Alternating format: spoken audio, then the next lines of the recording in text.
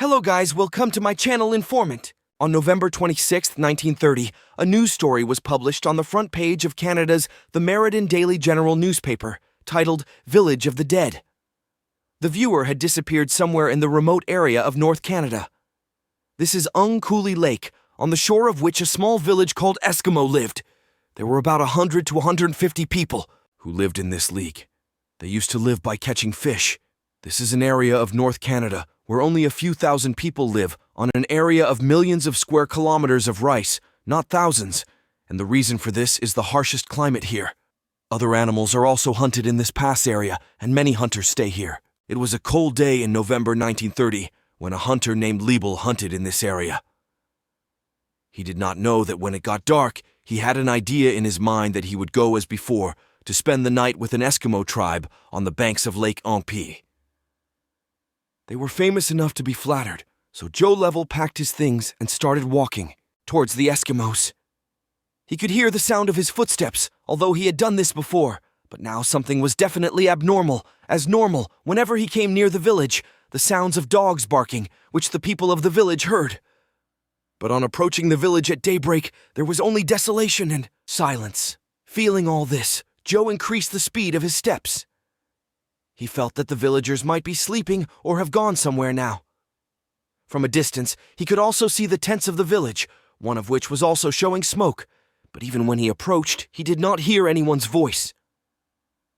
Finally, when Joe Labille entered the village, he saw that he was surprised to find that there was neither a human being nor an animal. What was surprising to him was that some houses seemed to have smoke rising from the top of them, as if there was someone inside them. I went, but there was no one there, and the same was the case with all the tents, which made Joe even more worried. In some houses, there were cooking pots on the stove, but the food in them was burnt. The clothes that the women of the village used to sew were also there, and the thread was also stuck in the needle. He started and saw that the dogs kept by the tribesmen had ropes around their necks. But the dogs had died of hunger, although there was food in front of the dogs, but no human was there to feed them. At one place, he saw a grave being dug.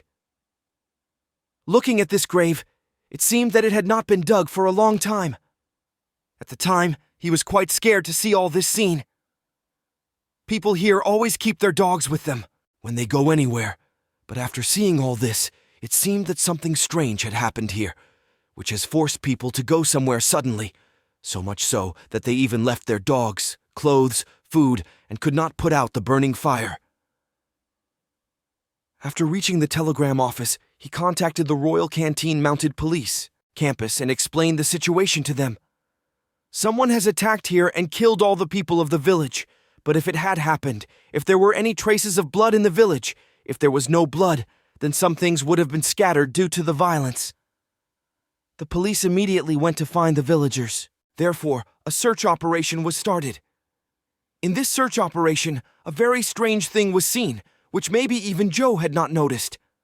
The whole village was covered with snow, but there were no footprints on this snow. There were footprints of only one person, and those of Labille himself. That is, if no one came and went in this settlement except Joe, then the people of the settlement went.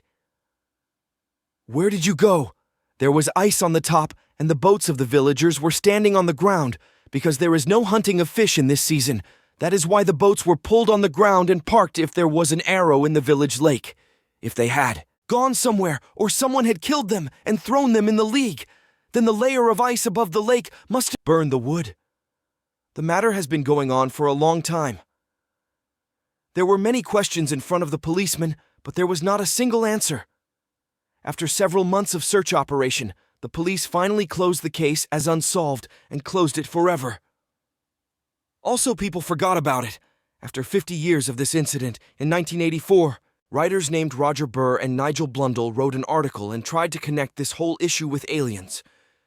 They said in their article that when NG went to Penny League to explore the area, he found a hunter and his two sons there. They were flying towards where the Eskimo tribe lived. Based on this story, it was told that aliens might have landed that night and taken all the people in the settlement with them. There was no concrete evidence, so most people did not believe it and rejected the theory. It has been 100 years since this incident, but till today, no one has the answer to the question that the people of the Inuit Lake settlement went to Chile without any traces did not come.